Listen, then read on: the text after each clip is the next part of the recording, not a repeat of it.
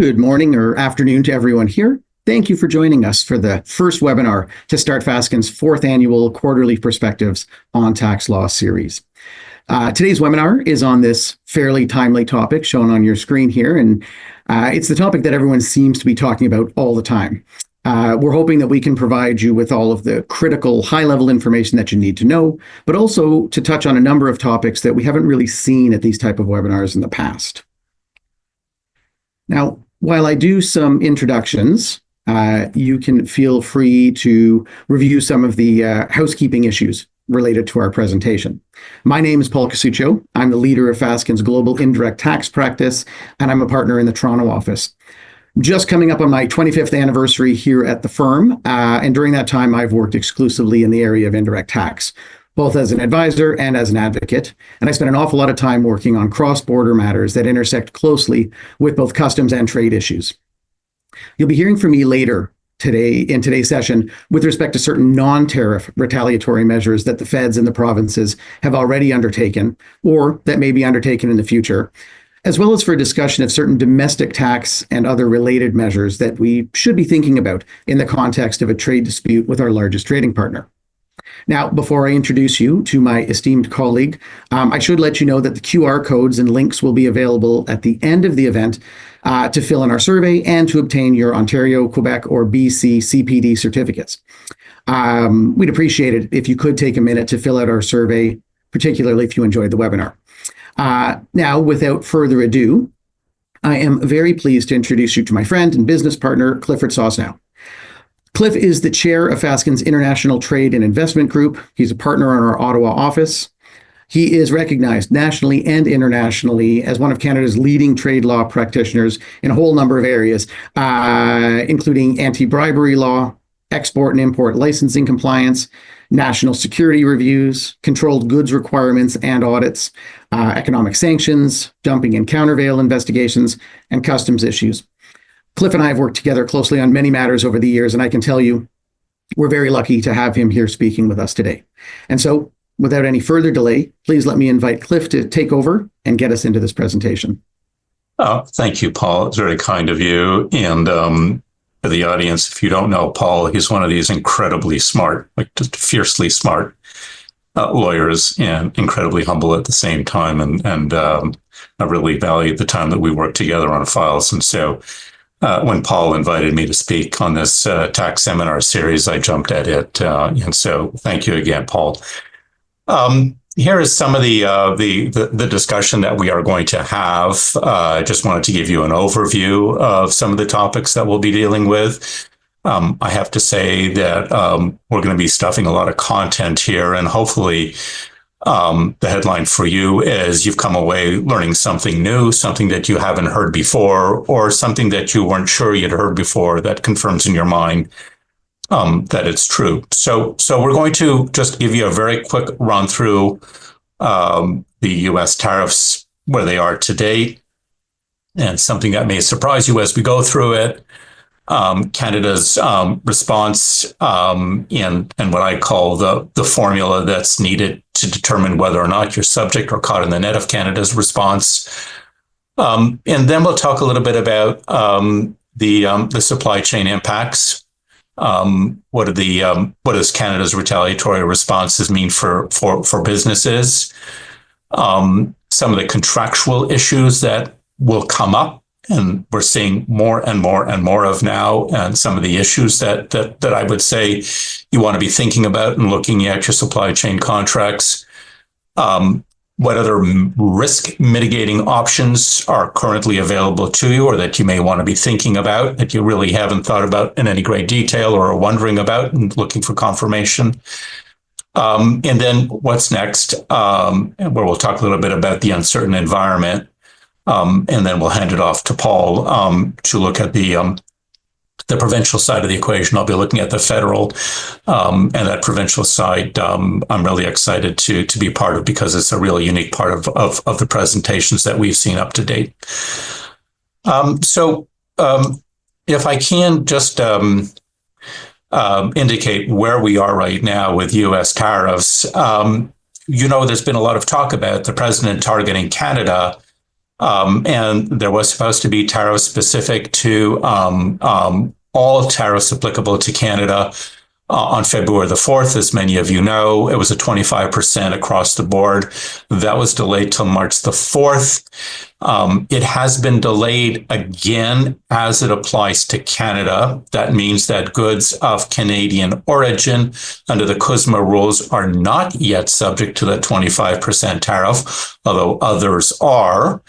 And then the president has talked about April the 2nd as a time in which he may decide that it's time to remove the blinders or the silos or the separation wall and impose a 25% tariff on Canadian products. So April the 2nd will be a key date.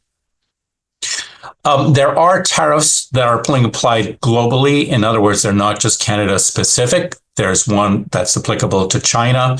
That's an across-the-board tariff that had existed since the first Trump administration, but as of March the 4th went up to 20%. And then on March the 12th, the president imposed a 25% tariff on aluminum and another 25% tariff on steel. That's in force. That has an impact on Canadian product going into Canada. That has resulted in a Canadian retaliatory response. And then there's April the 2nd again, where the president may not only reevaluate the carve-out for Canada up to date, but also may apply reciprocal tariffs against those countries, including Canada, that to date have imposed retaliatory tariffs on product coming from the U.S. And then moving further out, the president is likely going to be imposing tariffs of some sort on timber and lumber. Certainly, he's asked for studies on this, and the thinking is right now, and the intelligence we're receiving is that tariffs are likely to be imposed on timber. And what I find interesting about all of this is that up until now, there really hasn't been any Canada-specific tariffs that are actually in place as it applies to any Trump executive orders. To be sure, there's steel. To be sure, there is aluminum, and they do have an impact on Canada because Canada is such a large provider of aluminum to the U.S. But short of the threats at this stage of the game, there really has not yet been a global tariff as it applies to all products coming from Canada into the United States. And that's why April the 2nd is a really important time for us to be watching.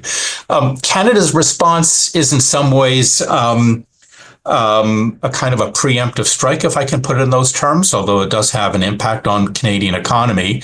When the president threatened the global tariffs against Canada, Canada imposed a tariff or surtax on certain number of goods, $30 billion worth of goods. And then when the president imposed tariffs on steel and aluminum, on March the 12th, Canada immediately retaliated with another close to $30 billion on product coming from the United States, not just steel, not just aluminum, but a lot of other products such as beauty products, certain types of foods, in a much larger bin. And then Canada is threatening an additional $95 billion in tariffs on April the 2nd, again, depending upon what the president does on that date. So if everybody wants to circle April the 2nd, that's going to be a real key date in terms of what we're going to see in further trade war, further types of retaliation. And then Canada has also very clearly stated that it's prepared to up the ante, if I can use those words, and impose even more tariffs on an even larger variety of products. I will say just right up front that these are tariffs that are applicable to goods. They're not tariffs that are applicable to intangible products, digital products, downloads, whatever. We're just not seeing that yet. I'm not saying it won't happen. I'm simply saying at this stage of the game, the focus of the surtaxes and the focus of the tariff war right now is on hard goods, full stop. And so let's just talk a little bit about what Canada's response looks like, and we're going to get into a little bit more detail about that. This 25% tariff that Canada is imposing on the list of goods that we've talked about in the previous slide is levied on the transactional value. So if A purchases product from B for $100, brings it across the border, there's a 25% surtax imposed on that $100. And we'll talk a little bit about that very shortly. Now, two conditions need to apply before tariffs are imposed. I use the formula of A plus B equals C, where C is equal to the tariff. The A is that the product has to be listed on a series of lists of goods that are issued by the Department of Finance under what's called an order in council, and I'll show you what it looks like in a second.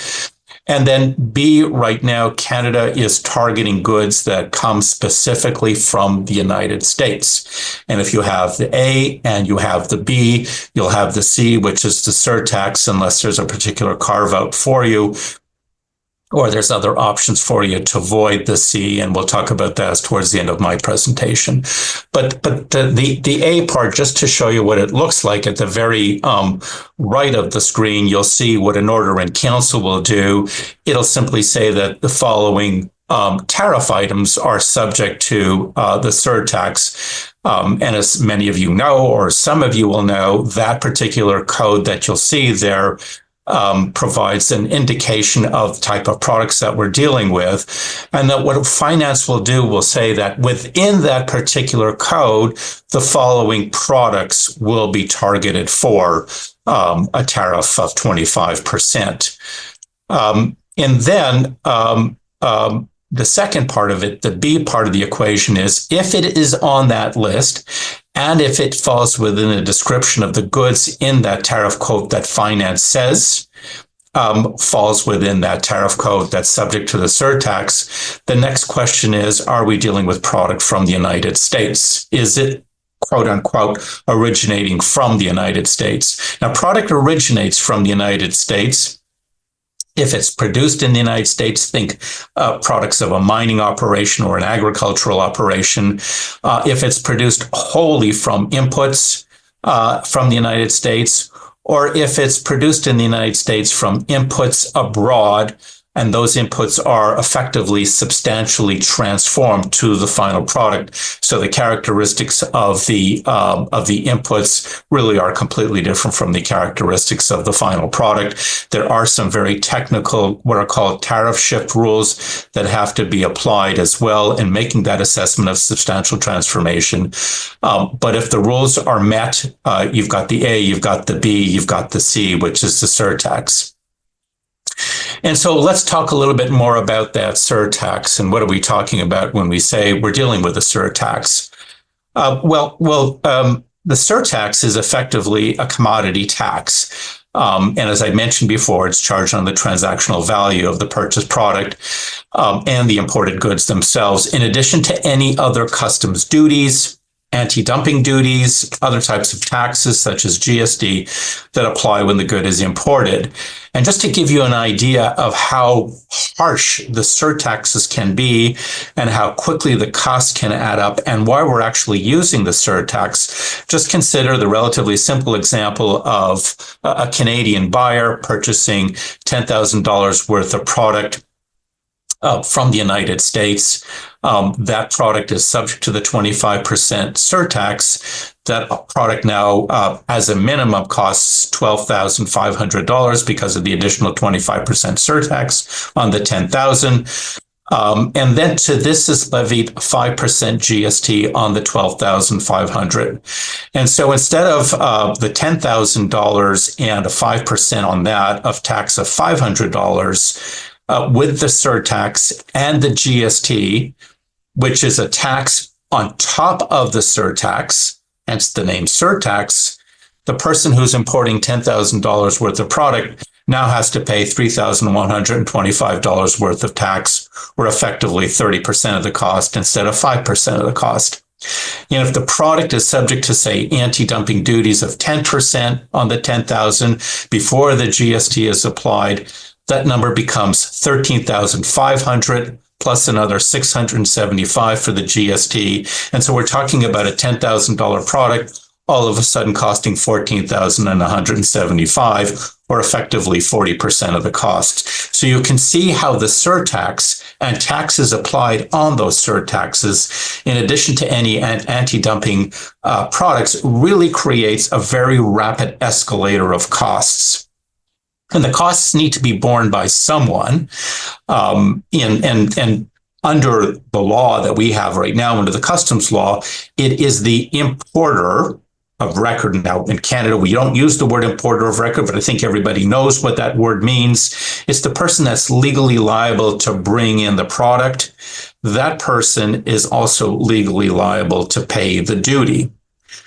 However, in a high surtax kind of environment, that importer, and we're starting to see that, will almost certainly try to legally pass on the cost of this surtax to its buyer, let's say a distributor, or let's say, for example, a retailer. And so what you have is a cascading effect. Just pause for a second.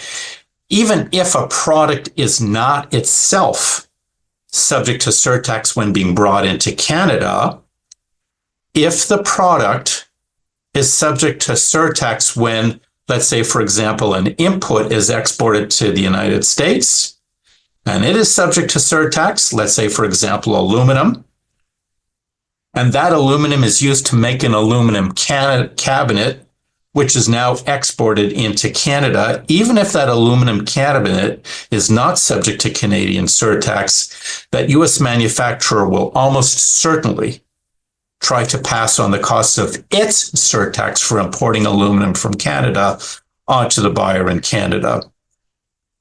And so what we're seeing is that companies are trying to avoid this additional cost, and we're starting to see that now. It's still early days, but over the past couple of months, we're really starting to see a variety of different responses to this effectively very heavy cost of the surtax. One of them is some of the more high-profile situations is some companies are actually thinking about relocating in the U.S. Their primary market is the U.S. They really don't want the situation that I've just mentioned to you about inputs going to the United States from somebody else and then importing the finished product that includes that surtax on the input brought in or exported by somebody else. Some companies are trying to do that hard calculation of figuring out how much of the cost can I absorb and how much of it must I pass on. And I'd have to say that we're starting to see a bit of that. But really, there is a very tight price elasticity of how much companies are willing to absorb. Others are looking to make applications for surtax remission, and many of you are aware of that, and we'll talk a little bit about that. But effectively, that's a refund of surtaxes already paid. Or they're looking to see whether their goods fall within limited numbers of carve-outs on the surtax orders. And again, we'll talk about what some of those carve-outs are. And then some of them, and we're hearing about this, are talking about buying Canada or looking at other non-US sources of supply. Now, I'd have to say that in theory, it works. In practice, it's not necessarily a panacea. Because there may be capacity issues with this non-US source of supply. There may be logistics issues with this other alternative source of supply. There may be qualification issues with respect to this non-Canadian source of supply. And we'll talk about some of the other limitations. But there could conceivably be very practical limitations on getting these non-US sources of supply. And so what at first seems like a very, very specific change to the taxation of specific goods, we're starting to see having a rippling effect and a cascading cost effect on business operations throughout Canada. Remember, we're only into month 2 of this. And what is that impact? Well, we're starting to see price increases on inputs. And we think that that's going to start having an inflationary impact because as buyers start looking at these non-US sources, to soak up any residual capacity that exists outside of the US. There's going to be the typical supply and demand curve that's going to apply, and likely those prices will start to increase. And so we're likely going to see structural increases in costs, and structural increases in costs tend to have an inflationary impact. And so longer term, not only are we going to see that inflationary impact, if this trade war is not resolved, we likely will see certain recessionary impacts, and we're starting to hear some echoes of that on the Canadian economy, as the higher costs are leading to what we're hearing are less discretionary spend. We're hearing about decreased margins. We're starting to hear talk about potential layoffs. We're also starting to hear talk about potential reductions in production runs. And all of those typically forebode some kind of a recessionary environment. So higher inflation, structurally imposed, in a potential recessionary environment the longer this goes on. Recall again, we've just been at it since the beginning of February. So what can be done in terms of managing supply chain risks, and what are those supply chain impacts? Well, let's just talk very quickly about what those impacts are. I'm just conscious of the time. Well, Canadian manufacturers will be in a very challenging position if their key input is coming from the United States, or they're exporting to the United States. That's their key market. It could be hard for them to replace the U.S. supplier. And what we're starting to see is a lot of Canadian manufacturers are saying, look, I'm in a long-term contract with this supplier. I'm an authorized manufacturer of their product. I just can't go anywhere else. And so there's a feeling for a lot of Canadian manufacturers, they're captured by this. Distributors could be in a different situation if they can globally source from other sources of supply. Remember, we have talked about if you can get from non-US sources, but that's not necessarily a panacea. And some distributors, frankly, are authorized distributors. And as a condition of their continued activities as distributors, they can only be a distributor for a certain manufacturer. And if that manufacturer is in the United States, those distributors can be caught. And then, again, we've just to mention, there's the qualification issues, there's the supply and demand issues, transportation issues.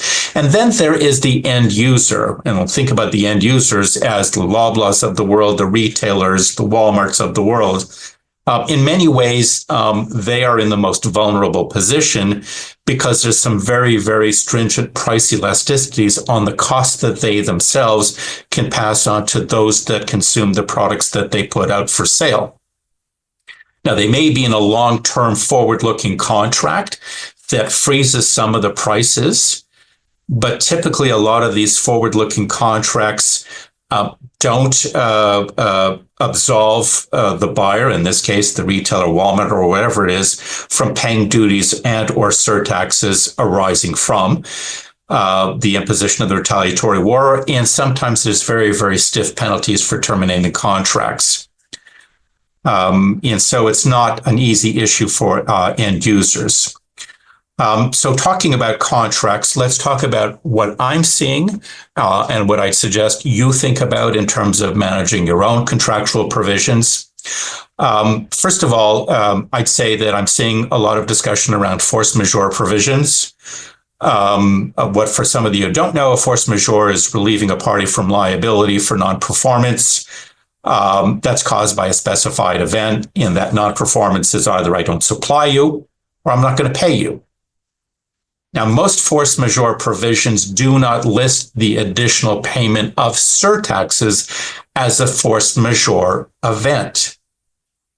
But some contracts clearly don't make that clear. And in those situations where it's not clear, it's very likely that you're going to see parties dispute the force majeure scope and whether or not they can get out of the contract because either the supply just doesn't make sense or the purchase is just too expensive. And so the advice that I'd have for you right now is reevaluate your force majeure provisions and make sure that they're clear in your mind and make sure they're clear as to how they address surtaxes and whether they address what you'd like to see in them, recognizing that that would be a source of pretty hard negotiation with your counterparty. The other is termination rights. I'm starting to see a lot of discussion of termination rights. I'm advising clients on termination rights. I'd ask you to take a look at your contracts on termination rights. Typically, there's a termination for convenience provision in your commercial supply agreements. But each termination provision raises its own issues that you want to be thinking about. What is the notice period? Can it be contested? If notice is provided, do the provisions cover orders already made? Is there a requirement to first mitigate by seeking alternative sources of supply? Does the termination include orders made but not yet shipped, or does it include orders shipped but not yet landed? And so just to simply say, yes, I have a termination provision, I'd say doesn't end the story. Look at it and see what it covers. I will say this, that if it does exist in your contracts, that is a material risk for you that either party will, at some point in the future, look to that to get out of a contract that they just find doesn't make sense for them. And so you want to think about nailing that termination provision. Very quickly, you want to think about cost sharing. With respect to surtax, there's a thing called delivery duty paid or delivery at place, DDP versus DAP. On delivery duty paid, the supplier pays the surtax. On delivery at place, the buyer pays the surtax. And on a go forward, what I'd suggest, and what I'm already doing, and I suggest you take a look at this, that I'd say that parties are now expecting to revise their standard contract terms to deal with this issue. And if a buyer's got a lot of market power, it's likely that they're going to want a DPP provision. And if a supplier is a monopoly provider, it's likely that they want to include a DAP provision as it applies to surtaxes. So you want to take a look at that and see what your supply contracts are saying for you right now. Then you want to be looking at audit mechanisms in your supply contracts. Audit mechanisms are important, especially if you're a buyer, because it enables you to go back to the supplier and say, you've just charged me for the surtax. Over the 6-month period of time, I've had to pay $1 million in additional surtaxes. I want to take a look at your assessment of your surtax provisions because I want to see whether or not you got it right or you got it wrong. Remember our formula A plus B equals C. It may be that their calculation of A that is included is wrong. It may be that their calculation of B that is originating in the United States is wrong. And so it may be that their payment of surtax C that they are imposing on you is wrong. So you may certainly want to give yourself consideration to audit provisions. And then finally, I'd say you want to think about two last things. One is putting in contracts the demand on your supplier if you are in the buyer situation, and all of us at some point, if wherever you are in this, whether you're a manufacturer, distributor, or an end user, are in many ways a buyer. You want to be able to have provisions that require your supplier, to the extent possible, to look for alternative sources of supply, i.e. those non-tax sources that are similar in cost, similar in quality. But what you do want to do as well in your contracts is ensure that you have the authority to approve these other sources of supply, because Canadian customs tariff prohibits the importation of products made with forced labor. Think products coming from Xinjiang as a replacement product. And also products coming from sanctioned countries, sanctioned regions, and sanctioned individuals are also prohibited. So you want to ask questions about, okay, where's this alternative source of supply? Where is this coming from? And then finally, and we're going to be talking about it again later on, but I'd mentioned it earlier, the issue of making an application for a reimbursement for surtaxes. If the supplier does get that reimbursement of surtaxes, and they have charged you those surtaxes, you want a provision that effectively says, if you, supplier, get that reimbursement and you have charged me for it, I want my account to be credited for the amount that you got reimbursed that you charged me for. And unless it's spelled out in the contract, frankly, there's no obligation on your supplier to do that. So what are other sources of risk mitigation that we can talk about in addition to your contracts? And again, some of them are part of the A plus B equals C formula. Part of them is what's in the order in council, and part of it is some of the other options that we've talked about today. So the first one is supply chain mapping.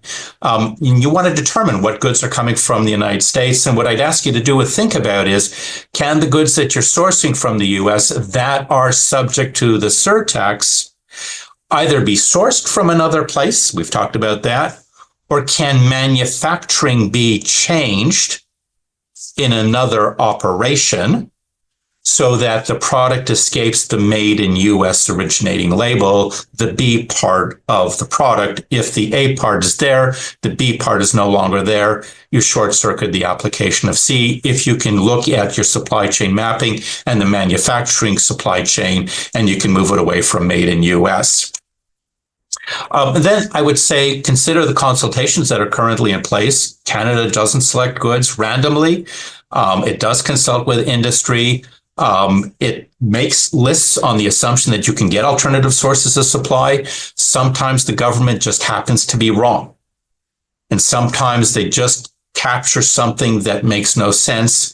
And so that's where raising your voice, obviously doing it in a non-public forum, and using the consultation mechanisms that are given by government to say, please don't include this for the following reasons, may be that ounce of prevention that's worth the pound of cure.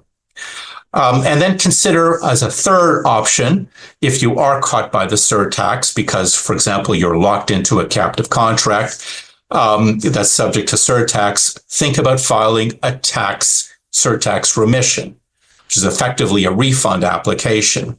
Now, the Department of Finance is allowing for the filing of surtax remission applications. They say it is an exceptional grant that is discretionary, but they are nevertheless granting them.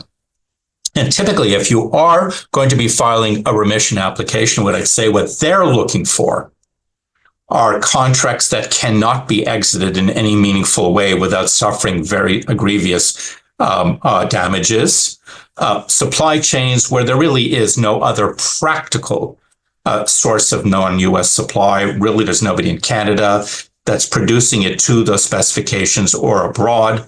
And then the third thing that they're looking for are major negative impacts to Canadians.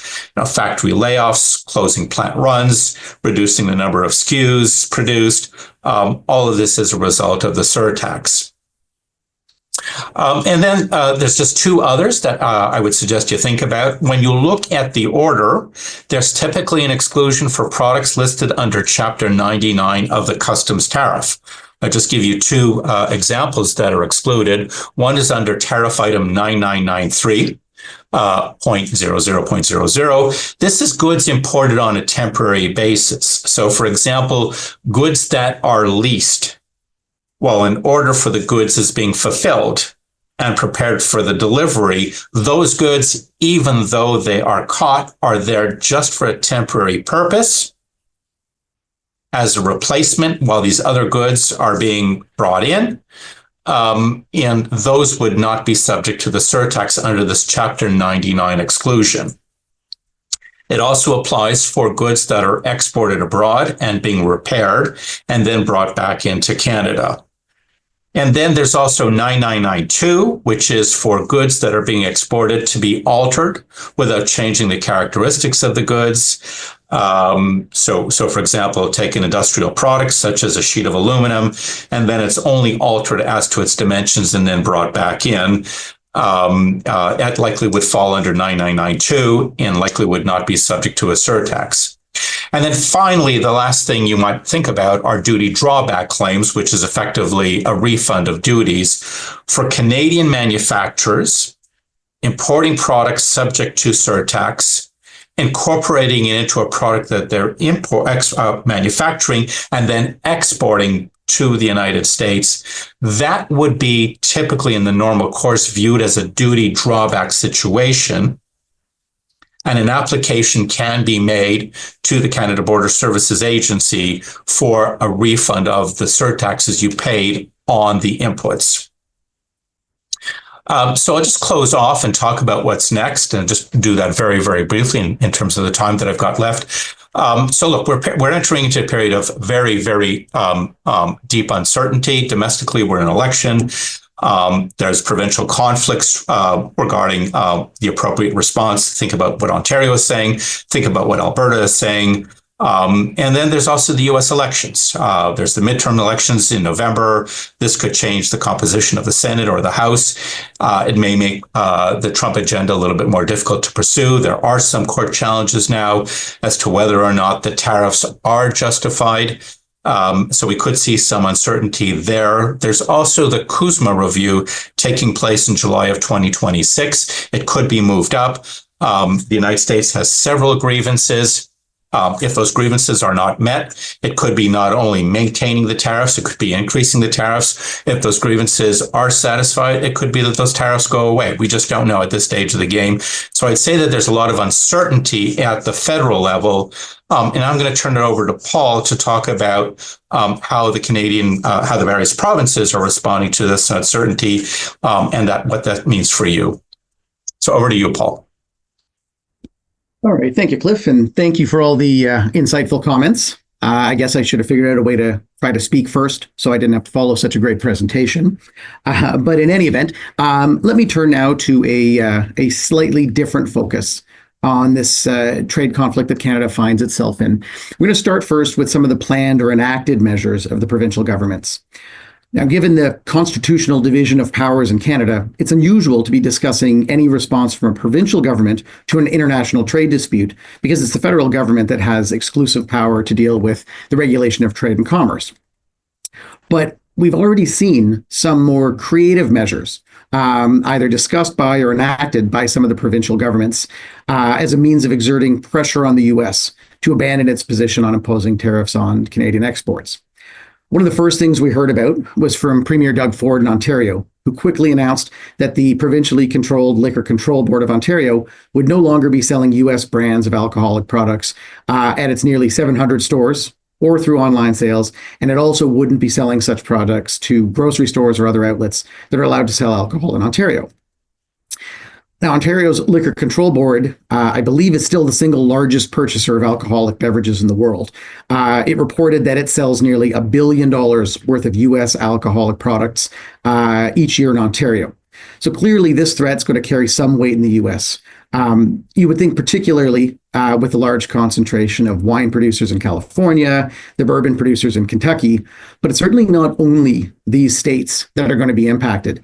The LCBO indicates that it normally lists more than 3,600 products from the U.S. and that these come from 35 different states. Similar efforts, were announced in the other provinces, BC, Nova Scotia, Saskatchewan for sure, each of them doing things slightly differently. Saskatchewan, for example, initially instituted a complete ban on its liquor authorities' purchase and resale of all U.S. brands. But it recently chose to amend its position to allow for the purchase and resale of U.S. brands that are actually manufactured in Canada. They found that I think it was 54 brands of 54 U.S. brands of alcohol were actually manufactured in Canada, and so those are now permitted to be sold at the Saskatchewan liquor stores. It's not only the province's alcohol purchasing power that's being exercised.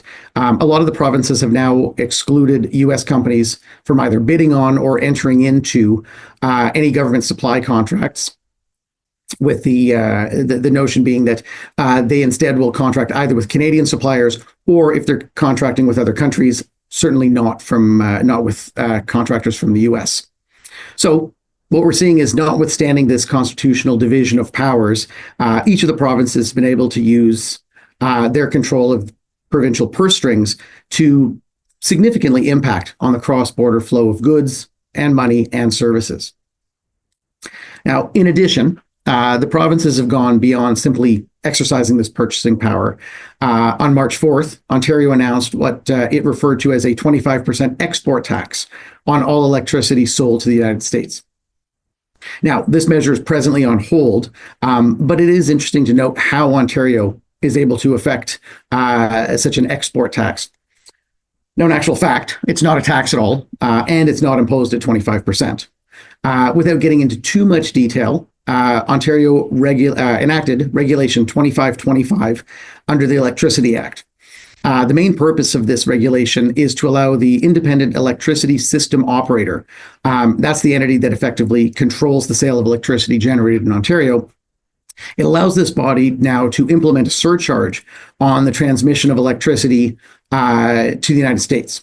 So, pursuant to the regulation, a $10 per megawatt hour surcharge would be required to be added to all sales by Ontario electricity generators to purchasers in the US.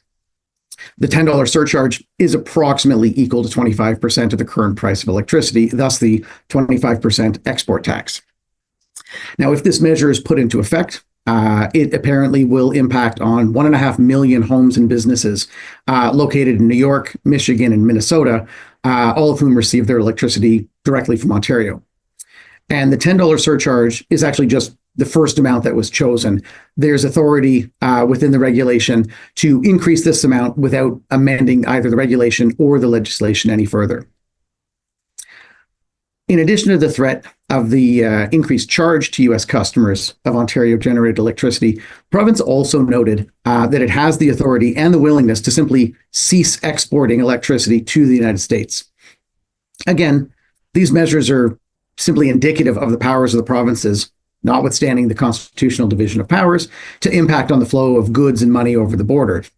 Other provinces also export significant amounts of electricity to the US, but to date, none have followed Ontario in proposing a surtax on exported electricity. But some of them have certainly recognized publicly that it is a possibility in the future if they deem it necessary. Now, it's difficult to keep track of to everything, but the provinces have been busy enacting other measures as well. Nova Scotia, for example, doubled its tolls for US trucks on specific highways. BC announced it's now going to exclude Tesla electric vehicle charging products from both the Clean BC and the BC Hydro rebates that are available to other electric vehicle products. BC also announced it may impose fees or tolls on US commercial vehicles that use BC highways. And it may also impose a Canadian content requirement for certain low carbon biofuels that are added to gasoline and diesel products. So, although these measures are designed with the good of Canadians in mind, I think we have to note that these proposed changes are going to require additional compliance by a lot of Canadian businesses. And so for our in-house counsel in the audience, you're certainly going to need to keep your ears open to all of these additional measures as they're going to potentially impact on how your company is required to do business, even if you're only operating within Canada. So why don't we change pace a little bit? And we're going to get away from the retaliatory measures that have been announced or discussed in the media, and maybe we're going to start to think a little bit outside the box. If we end up in a protracted trade war with the US, I want to think about the other measures that the federal government could use to either exert additional pressure on the US or possibly just to financially benefit the Crown in order to help fund some of the programs that we're going to be discussing further in a few minutes. For today, I think we'll limit our discussion to the potential use of the GST-HST to accomplish some of these goals.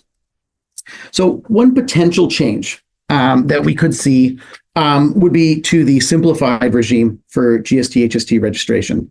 So back in 2021, we had a significant change in law, and the change in law was designed to require non-residents of Canada to begin collecting, reporting, and remitting GST-HST on sales of services and intangibles to Canadians. Now, you'll likely have remembered this described in the media as a Netflix tax. This new set of rules was already aimed, in large part, I think, at US B2C sellers to require them to get registered and start collecting Canadian taxes, both to make them less competitive relative to Canadian sellers of the similar products, but also adding money to the Crown coffers at the same time.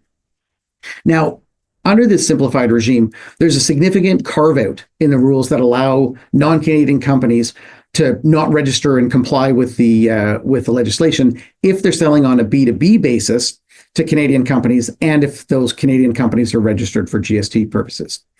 Now, the removal of this carve-out would be a very simple change to the law, and it would require a much larger group of U.S. online sellers to be forced to comply with Canadian GST/HST law, and it would open those U.S. sellers up to audit by Canada Revenue.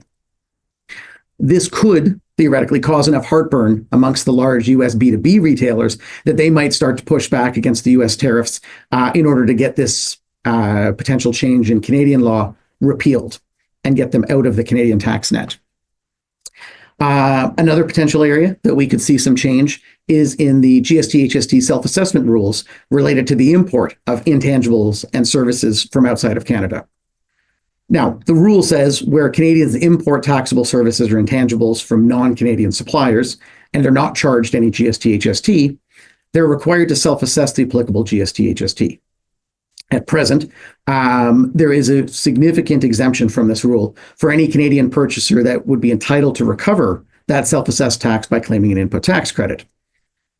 Now, the simple removal of this exemption would potentially make it less attractive for Canadians to import intangibles and services from outside of Canada. Now, the net tax payable is still going to net to nil for the taxpayers. It's not going to add any tax, but the added compliance and the added audit risk might cause certain Canadian businesses to simply choose to buy Canadian and thereby hurt U.S. sales into Canada. But as with many of the retaliatory measures that we've discussed and are going to discuss, this type of measure is clearly going to be disruptive and painful for the Canadian businesses that are doing the importing. And so the government's going to need to balance this disruption with the potential leverage that might be created to end a potential trade dispute. A third potential area for change in the GST/HST rules could be used really as a more direct attack on American businesses that do business with Canada. At present, there's a series of rules in the GST/HST legislation that exist to assist non-Canadians that either buy tangible goods in Canada for ultimate delivery to a Canadian customer, or that contract for services to be performed on goods in Canada that will then be delivered to a Canadian customer. Now, absent a special rule, the Canadian supplier would normally need to charge GST/HST to this non-resident, and this non-resident is only going to be entitled to recover that tax if it were to become registered for GST/HST purposes. Now, under the present rules, as a concession to such non-residents, so that they don't have to either pay unrecoverable tax or choose to become fully compliant with GST/HST, and I would note that becoming fully compliant with the GST/HST requires a non-resident to post security and again opens them up to audit by Canada Revenue. So as a concession, the legislation presently allows for the ultimate Canadian purchaser of the goods to issue what's called a drop shipment certificate. This allows the Canadian supplier to either sell goods to the non-Canadian and then deliver them to the ultimate customer in Canada without collecting the GST/HST, or it allows them to perform services on goods located in Canada that are ultimately delivered to a Canadian customer without collecting any GST/HST. These rules could simply be changed so that U.S. purchasers are no longer able to benefit from the issuance of a drop shipment certificate, and this has the net effect of requiring them to either pay unrecoverable GST/HST to the Canadian supplier of the goods or the services on the goods, or to become fully compliant with GST/HST. And finally, in considering what indirect tax measures the Canadian government could use against U.S. businesses in hopes that they pressure their own government to end the trade dispute, it struck me that the most effective solution may also be the simplest. Now, whenever a non-Canadian acquires any supply of intangible property or a service from a Canadian supplier, the question arises as to whether or not that supply is zero rated for GST/HST purposes, meaning that the supplier is not required to collect any GST/HST from the purchaser. Now, most such supplies would be fully taxable except for the application of these zero rating provisions. And so a change to these rules would simply subject some or all of these services and intangibles to full GST/HST when purchased by a U.S. purchaser. Now, again, all of these U.S. purchasers would need to choose between getting registered for GST purposes in order to recover the tax. And again, this registration might not even be possible in all cases. Not all non-Canadians are entitled to simply register for GST/HST purposes. So they would choose between trying to get registered or paying the GST as an unrecoverable tax. And frankly, even if all US purchasers got registered for GST purposes, not all of them would be eligible for a full input tax credit to recover the tax, depending on the nature of their own business and their own activities.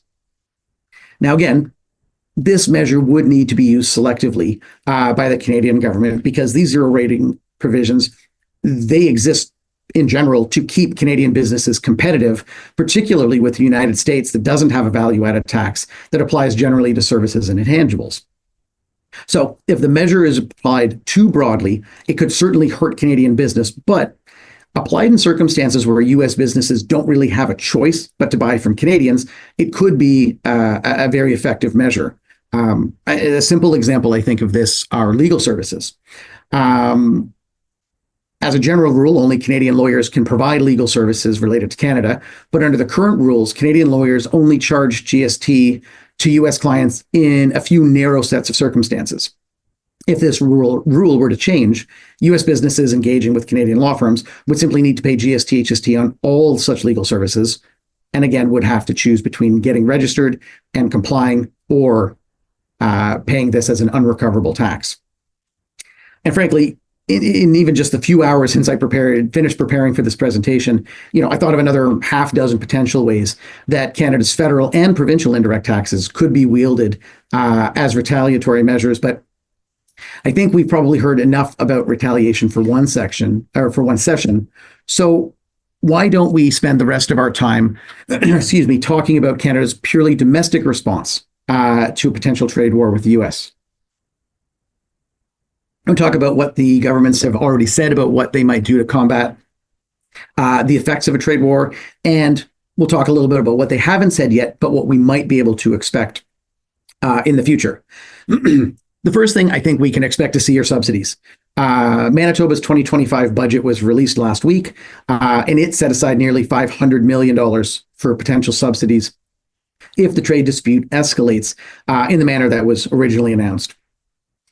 In addition to promised tax deferrals for businesses, amounts have already been allocated for loans to Manitoba businesses. Subsidies have been promised to farmers and producers. New funding has been earmarked for retraining workers, both by providing amounts to post-secondary institutions, but also amounts have been promised for student aid grants and loans. And a series of programs and services have already been put together and promised to help support families during the time of any trade war. I think it's fair to say that we can expect a similar response from all of the provinces and possibly from the federal government as well. What we're also more likely to see from the federal government are a series of GST, HST rebates to help Canadians. We've already heard Prime Minister Carney announce an expansion of the GST, HST rebate for new home buyers for homes valued at up to $1 million. Although this was touted and clearly is a measure to assist with the housing crisis in Canada, more money in the hands of Canadian homebuyers also serves to help insulate those people from, the potential increased costs associated with a trade dispute, and may also help mitigate against potential increases in the cost of new homes being constructed with goods imported from the US. Similarly, I'm sure most of you will recall that Canadians were given what was called a GST, HST holiday in December of last year. Technically, this was a temporary point of sale rebate, and it's entirely possible that we could see something similar again later this year. Although the holiday rebate was, I think, widely disliked by the businesses that had to administer it, it could definitely be used as an effective tool in a couple of different ways. It could be used to reduce the ultimate price of certain consumer goods that have increased in price due to the imposition of the Canadian surtaxes. Alternatively, it could be used to influence consumer behavior by providing the rebate only on Canadian-made goods. Now, as you may recall, the list of goods that were subject to the holiday rebate was fairly specific, and so too could be the rebate. We may also see general rebates for GST, HST to families as well. And these are certainly easier for everyone to administer. But using the point of sale rebate could be used, as I say, as a more pointed tool to affect certain results. So we may see that again. While we're on the topic of GST, HST, we may also see the potential reduction in the rates of provincial component of HST. Although I think entirely unrelated to the trade dispute with the US, Nova Scotia recently announced a rate reduction to 14%. And so this may be on the minds of the governments in the other harmonized provinces to potentially mitigate against the impact of higher prices by reducing the rate of HST payable by consumers. That said, I think it's still more likely that the other harmonized provinces are going to keep their rates of HST as they are and use the additional tax revenues to fund subsidy programs like those that were announced by Manitoba last week. Another potential domestic measure that we certainly have not had announced yet, but certainly could be coming, are wage and rent subsidies, similar to those that the federal government introduced in the Income Tax Act during the COVID pandemic. The wage subsidy, for example, effectively allowed businesses to seek a repayment of the amounts that they pay to their employees as an incentive to keep them employed during COVID. The law that provided for these subsidies is still present in the legislation. And with a few simple amendments, it could come back into force as it was. And with some additional amendments, I think it could be used in a more limited way to better target those that might be hit hardest by a trade dispute with the US. And finally, we've heard from the federal government and all the provincial and territorial premiers that they wish to continue working to remove the interprovincial trade barriers that make it more challenging for goods and labor to move freely amongst the provinces, and that frankly sometimes make it easier to do business with the US rather than another province. Depending on who you ask, this may be the single biggest boost to the Canadian economy in the context of a trade dispute with the US, as well, frankly, as for periods after such a trade dispute would end. The Prime Minister indicated recently that the removal of these internal trade barriers, or the remaining internal trade barriers, could result in a $250 billion boost to the size of the Canadian economy, though I have seen articles that indicates that this might be a little bit of an inflated number. Now, there's way too much to be said on this topic for me to do it justice in the short time that we have left. But let me just give you some of the quick highlights. Again, this story begins with a division of powers under the Canadian Constitution. Given the control that the provinces have over certain areas of law within Canada, such as property and labor law, each province has always been entitled to make their own laws and regulations in such areas. And anytime you've got a mismatch between two provinces in a single area, a trade barrier can spring up. A simple example that a lot of us here probably are familiar with is the regulation of professionals. Lawyers, for example, are regulated on a province by province basis, and absent specific agreements between the provinces, there would be a trade barrier with respect to the provision of legal services across provincial barriers. Complicating this issue overall are areas where there's shared control over a specific sphere between both the federal crown and the provinces. This is the case for transportation and communications. One of the key trade barriers that still exist between provinces is related to the various regulations that apply to the trucking industry that can cause trade barriers to form between provinces because of differing regulations in the neighboring provinces. Others places where there are key barriers that still remain relate to restrictions on the sale of alcohol over provincial borders, the restriction on the sale of certain food and agricultural products over provincial borders, along with certain issues related to provincial government procurement and the recognition of professional accreditations. Given this context, it's not possible for the federal government to simply step in and eliminate all interprovincial trade barriers because it doesn't have sufficient, in some cases, any control over the laws and regulations that have given rise to these barriers. Ultimately, it's going to require cooperation amongst the provinces and the federal government to eliminate or mitigate against these remaining trade barriers. Last week, the Prime Minister announced that the federal government would act to remove all of the federal exemptions that give rise to interprovincial trade barriers, but this still leaves a lot of work for the provinces to do. This isn't a new issue at all, by the way.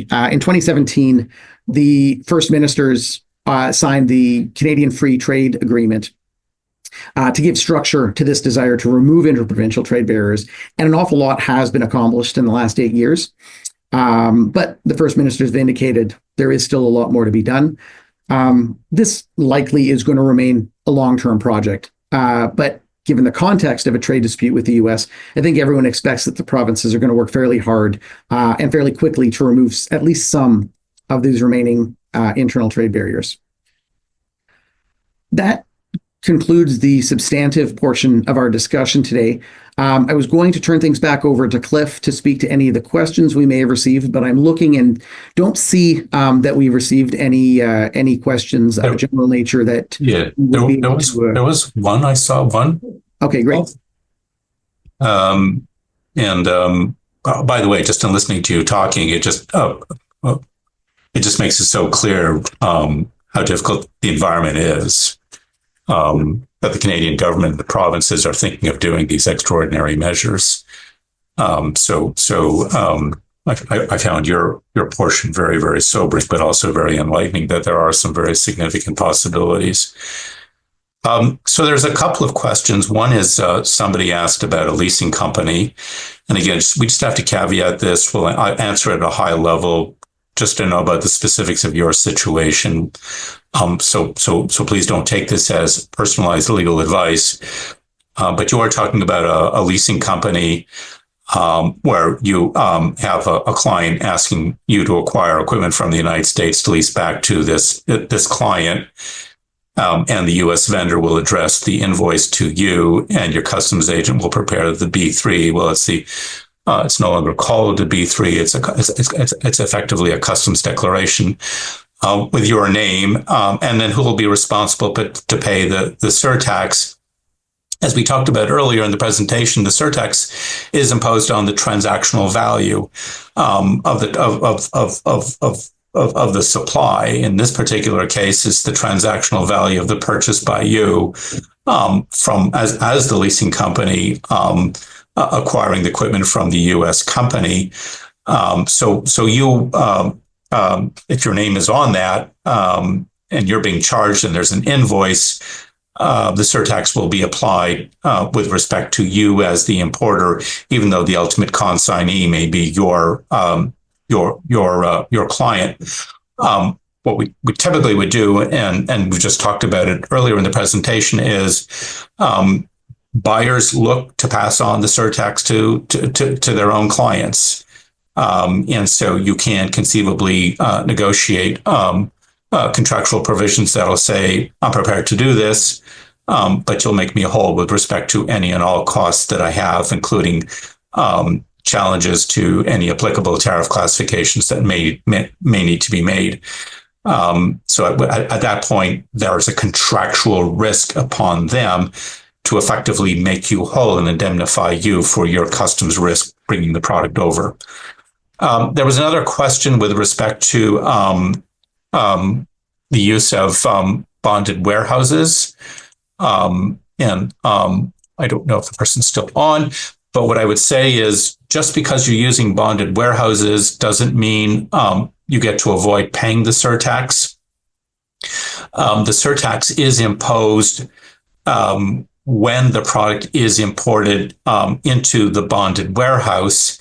It doesn't become payable until the product is released from the customs bonded warehouse. And so if you're bringing in product even from one customs bonded warehouse to another customs bonded warehouse from the United States to Canada, when the product is imported into Canada at the customs bonded warehouse, and there's a surtax on the product at the time of the importation, those goods will be subject to that surtax, but that surtax will not be payable until they're released from customs bond and basically move on to your buyer. What is not clear, just because the orders right now imposing surtaxes are a bit different from what they used to be under the first Trump administration when there were retaliatory tariffs, is whether an importation to a customs bonded warehouse prior to a surtax nevertheless is subject to a surtax upon release when that release is after the surtax is imposed.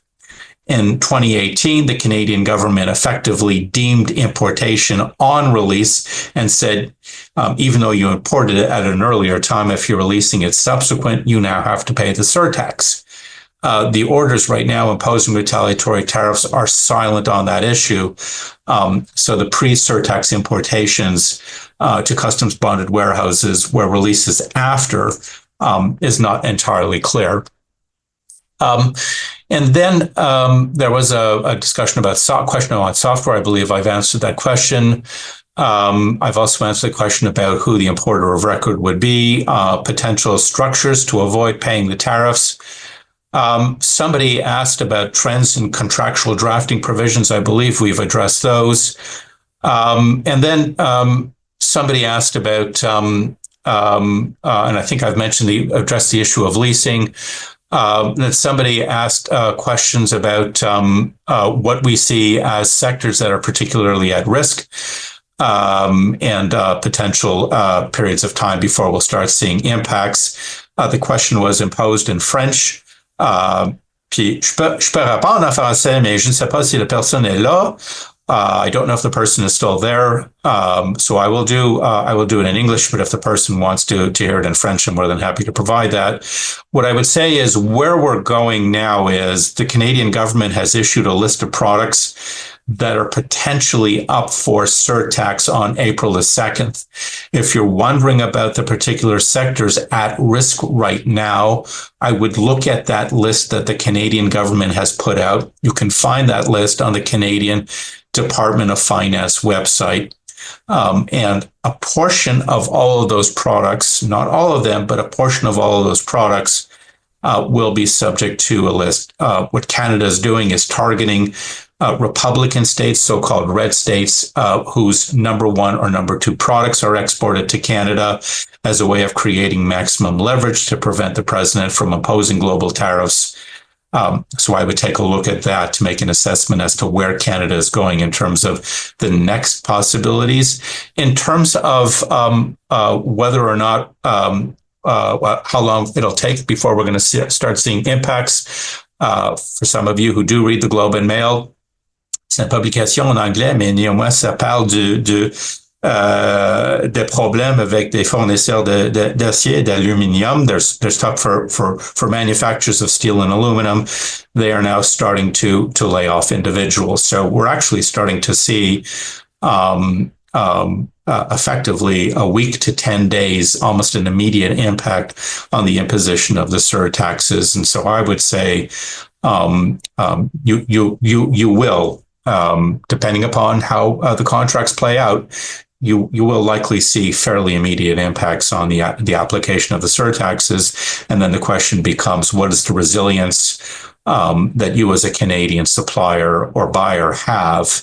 And then part of the resilience is, what are your strategies as they apply to the contracts? We've talked about them, and then figuring out changes to your supply chains, and then paying very, very careful attention to some of the provincial measures that Paul has talked about, and whether if they go forward, how that could impact your day-to-day operations. And I think that answers all the questions, but more than happy to respond to any others if there are any. Right. Well, thank you, Cliff, both for the presentation and for the answers today. And let me thank all of the viewers as well for joining us today.